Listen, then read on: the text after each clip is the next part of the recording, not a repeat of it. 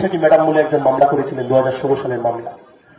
সেই 2016 সালের মামলার সময়তে এসএসসির আইনজীবী কে ছিলেন, এসএসসির অ্যাডভোকেট কে ছিলেন, ভালো করে মাথার মধ্যে ঢুকিয়ে রেখে দেন।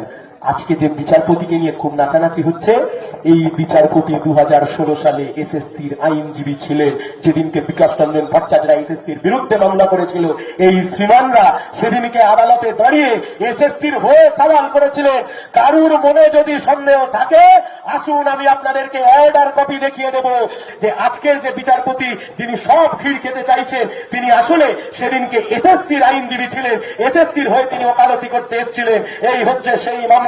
বৈশাখী ভট্টাচার্য WPA 30,649 অফ 2016। এই সময়তে যিনি আইনজীবী ছিলেন তিনি আর অন্য কেউ নন, এই সময়ের আইনজীবীর নাম অভিজিৎ গাঙ্গুলি। আজকে বিজেপির প্রার্থী সেদিনকে